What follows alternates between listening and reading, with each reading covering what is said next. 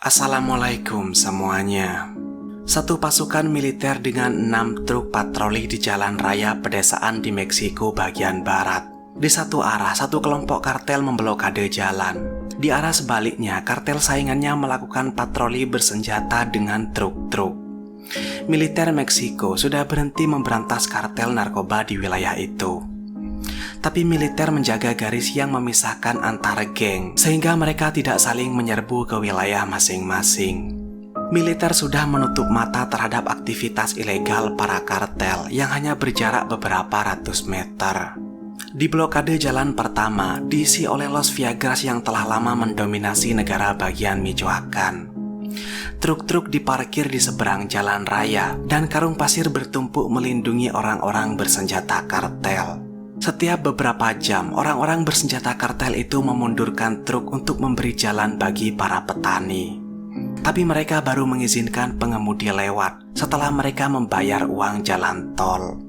Sekitar 3 km dari jalan yang sama, ada wilayah kartel lain yang ditandai dengan pasukan bersenjata dan truk lapis baja yang bertuliskan 4 huruf, JJNG. Kartel yang bermarkas di negara bagian Jalisco itu menginvasi negara bagian tetangga Michoacán, menyebabkan ribuan petani mengungsi. Beberapa di antaranya mencari suaka di Amerika Serikat.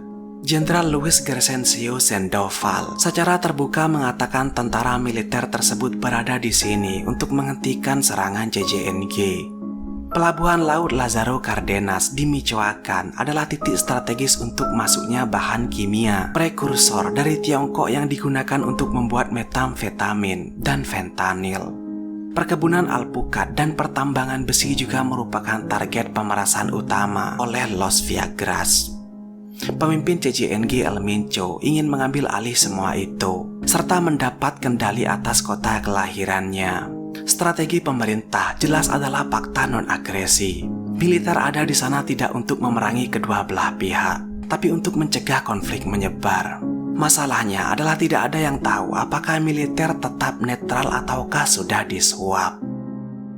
Pada tahun 2021, di kota pegunungan Aguililla yang sekarang dikuasai oleh JJNG, hampir 200 tentara militer telah ditawan oleh penduduk setempat selama 4 bulan. Militer menerbangkan makanan untuk para prajurit dengan helikopter sejak penduduk kota menggunakan kendaraan konstruksi untuk memblokade barak tentara pada akhir Juni 2021. Tidak hanya di Michoacán, hampir di seluruh Meksiko, para tentara militer telah disandera oleh penduduk kota karena mereka tahu bahwa militer bahkan tidak akan membela masyarakat di bawah kebijakan Presiden Andrés Manuel López Obrador tentang jargonnya, yaitu pelukan, bukan peluru.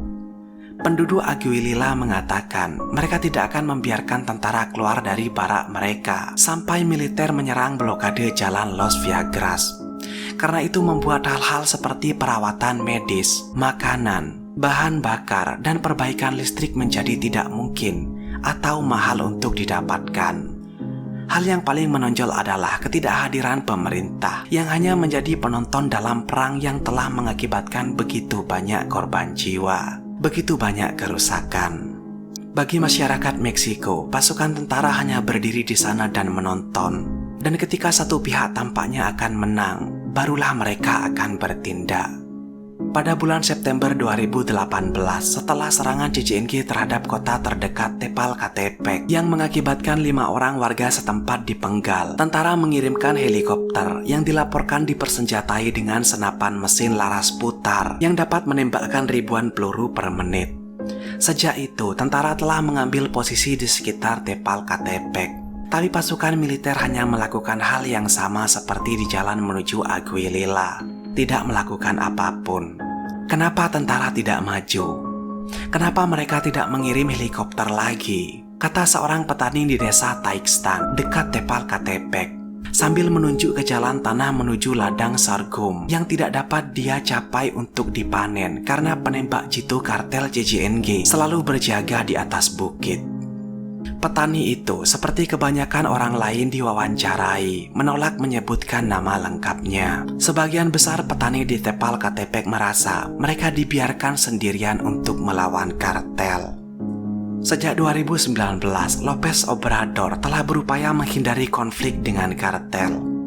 Tapi strategi pemerintah untuk menghindari konflik telah memaksa penduduk untuk memilih pihak lain.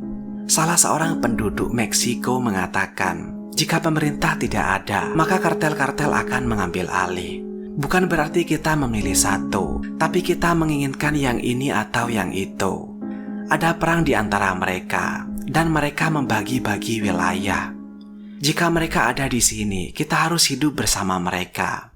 Itu tidak menjadikan kita kaki tangan, atau memuji mereka, atau mengatakan satu lebih baik dari yang lain.